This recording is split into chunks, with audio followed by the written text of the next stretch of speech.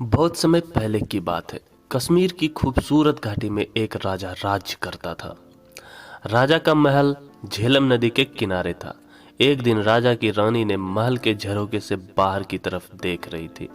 उसने एक मछली बेचने वाली को देखा जो मछलियों से भरी टोकरी लेकर शहर में बेचने जा रही थी। रानी ने मछली वाली को ऊपर बुलाया। मछली वाली जैसे ही ऊपर गई, अपने माथे पर से टोकरी नीचे रखी। टोकरी में ऊपर ही एक बहुत बड़ी मछली थी। यह मछली नर है या मादा? अगर मादा होगी तो मैं ले लूंगी, ऐसा रानी ने बोला। रानी का इतना कहना था कि मछली जोर से हंसी और टोकरी में नीचे चली गई। रानी और मछली वाली ने दोनों मछली के हंसने से बहुत डर गई। मछली वाली ने जल्दी से टोकरी उठाई और वहां से चल दी। रानी सोच में पड़ गई। मछली को हंसते हुए न तो कभी देखा है और न कभी सुना है। जरूर यह कोई विशेष मछली होगी। जब तक मछली के हंसने के रहस्य का पता नहीं लगा लूंगी, मैं चैन से नहीं बैठूंगी। शाम को जब राजा महल में आए तो रानी ने मछली की हंसी के विषय में राजा को बताया। तभी राजा बोले, मछली आपकी बात सुनकर हंसने लगी? यह तो बड़े ही अचरज की बात है। रानी कहती है, मैं कुछ नहीं जानती। मछली क्यों हंसी, आपको इसका पता लगाना ही पड़ेगा। दूसरे दिन राजा का दरबार लगा था। राजा ने सारी बात बताई और बोले, क्या कोई बता सकता है कि मछली क्यों हंसी? जब कोई कुछ नहीं बोला तो राजा ने अपने वजीर से कहा कि 6 महीने के अंदर वो मछली के हंसने का कारण पता लगाकर बताए, वरना उनका सिर धड़ से अलग कर दिया जाएगा। वजीर उसी दिन से मछली के हंसने का कारण पता करने में लग गए।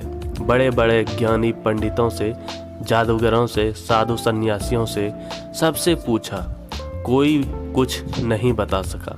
दूर दूर तक यात्राएं की पर कुछ पता ही नहीं चला।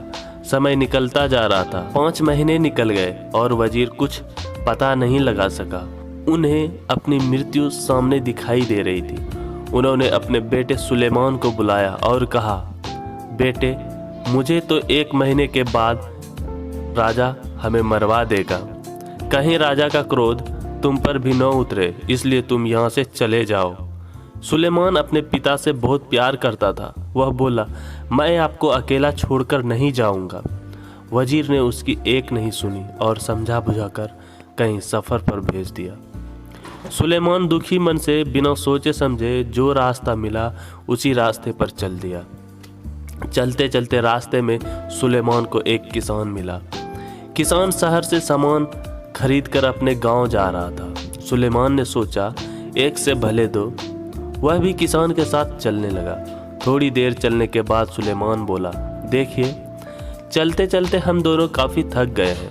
ऐसा करते हैं कि आधे रास्ते पर आप मुझे लेकर चलिए और आधे रास्ते मैं आपको लेकर चलता हूँ। इस तरह से रास्ता आसानी से कट जाएगा।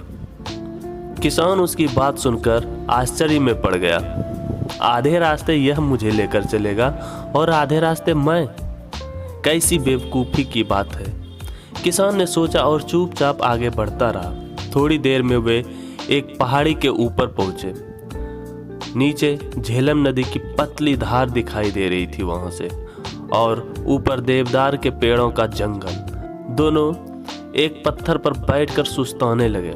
सुलेमान ने जेब से एक चाकू निकाला और उसे किसान को देकर बोला, आप यह चाकू लीजिए और जंगल से 2 घोड़े ले आइए, और हाँ, चाकू संभाल कर रखिएगा, बहुत कीमती है। चाकू लेकर मैं जंगल से घोड़े पकड़ लाऊं?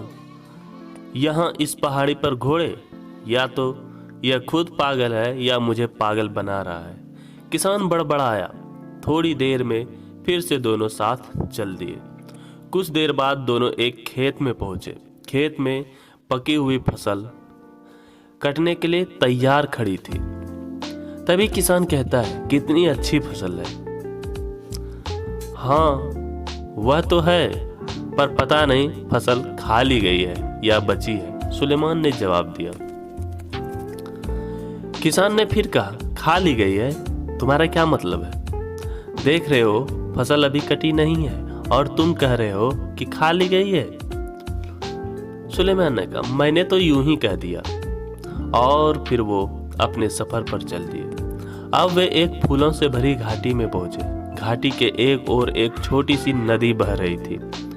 नदी के पार पहाड़ी थी जिस पर एक गांव दिखाई दे रहा था। किसान ने अपने जूते उतारे, पजामा ऊपर खोसा और नदी पार करने लगा।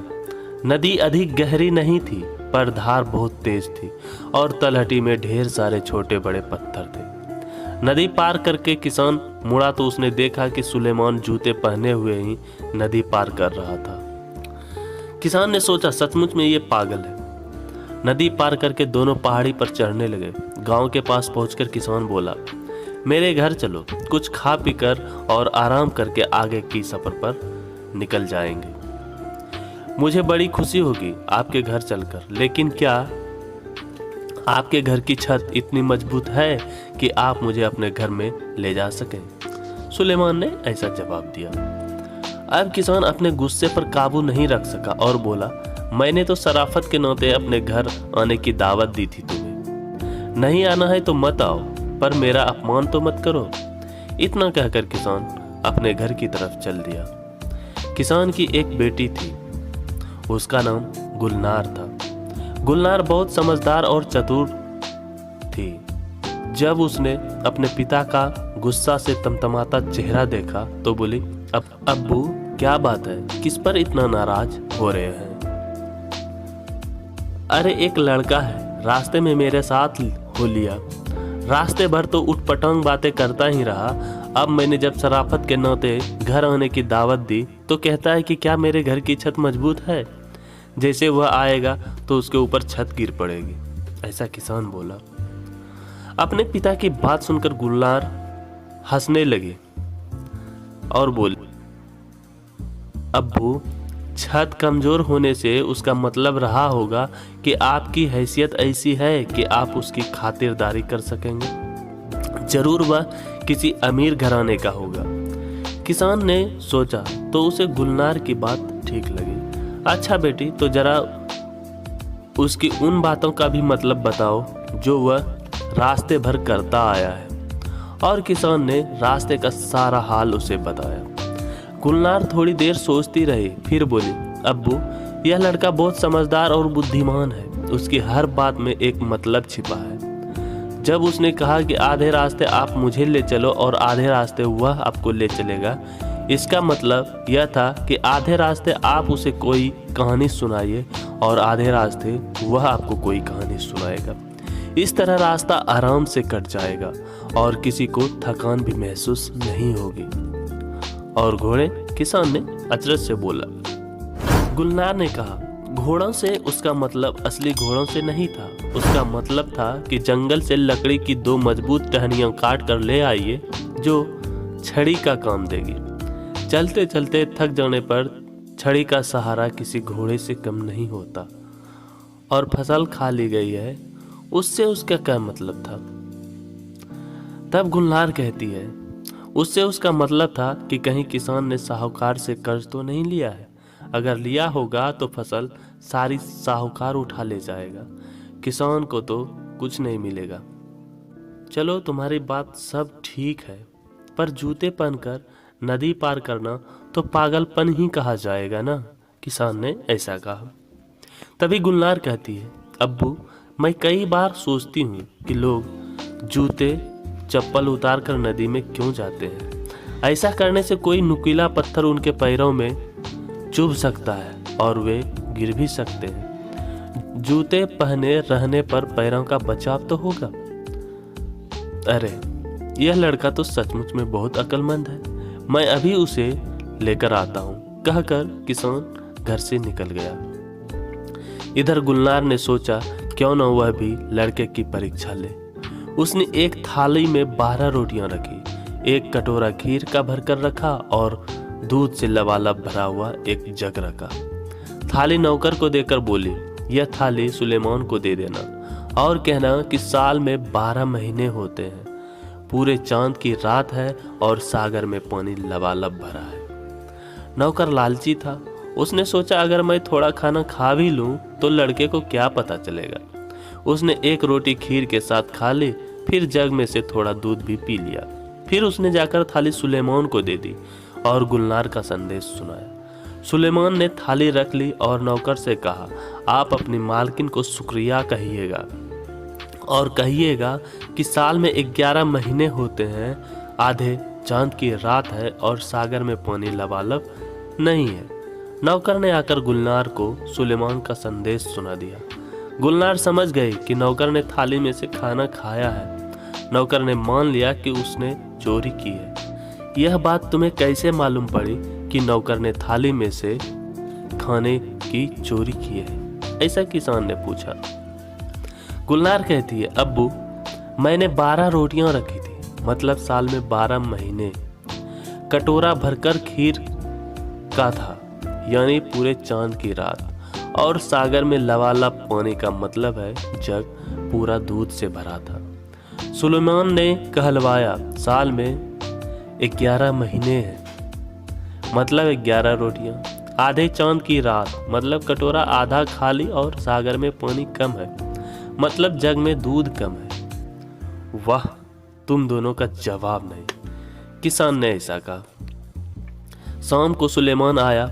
खाना खत्म होने के बाद गुलनार ने सबको कहवा दिया। कहवा पीते पीते सुलेमान ने अपने पिता और मछली की हंसी के बारे में बताया और बोला, अगर जल्दी ही मछली की हंसी का रहस्य नहीं सुलझा तो मेरे अब्बू की जान चली जाएगी। क्या आप कुछ मदद कर सकती हैं? गुलनार चुप होकर थोड़ी देर सोचती रही। कुछ देर में उसके होठों पर मुस्कान आ गई। चलिए, मैं भी आपके साथ चलती हूँ। मछली के हंसने का रहस्य मैं राजा को ही बताऊंगी। वह बोली। सुलेमान गुलनार के साथ उसी वक्त अपने नगर की तरफ चल दिया। उसके पिता चिंता के मारे खाट से लग गए थे। सुलेमान को देखकर वह बोले, तुम क्यों आ गए? मैंने तुम्हें आने से मना किया था। अब्बू, आपकी चिंता खत्म हुई। गुलनार मछली की हंसी का रहस्य समझ गई है। आप हमारे साथ फौरन राजा के पास चलिए। क्यों वजीर? मछली क्यों हंसी, कुछ पता चला? राजा ने पूछा। हाँ महाराज, इसका उत्तर यह लड़की देगी, वजीर बोला। तभी गुलनार राजा को कहती है, महाराज, आपके महल में एक पुरुष स्त्री के भेष में रहता है। यह बात उस मछली को पता थी, इसलिए वह हंसी थी। राजा कहता है, हमारे महल में पुरुष असंभव। तब गुलनार कहती है, महाराज, अभी इसका फैसला हो जाएगा। अब उसने एक बड़ा सा गड्ढा खुदवाया, फिर महल की सारी दासियों को उस गड्ढे को कूदकर पार करने के लिए कहा। कोई भी दासी उस गड्ढे को पार नहीं कर सकी सिवाय उस दासी के जो असल में एक पुरुष था। वह एक चोर था और राजा के महल में चोरी करने के इरादे से रह रहा था। राजा ने उसे कारागार में डलवा दिया। राजा ने गुलनार को बहुत सारी धन दौलत इनाम में दी और उसकी बुद्धिमानी की सराहना की। थोड़े दिनों में सुलेमान और गुलनार का विवाह हो गया और वो खुशी खुशी रहने लगे। तो दोस्तों, आपको ये कहानी कैसी लगी हमें कमेंट करके ज़रूर बताएं। और अगर ये कहानी आपको थोड़ी सी भी अच्छी लगी हो तो इस वीडियो को लाइक ज़रूर करें और ऐसी ही कहानी सुनने के लिए हमारे channel A to Z story को सब्सक्राइब कर लें और बेल आइकन दबाना ना भूलें, ताकि जब भी मैं कहानी कोई अपलोड करूं तो उसका नोटिफिकेशन आप तक सबसे पहले पहुंचे। धन्यवाद।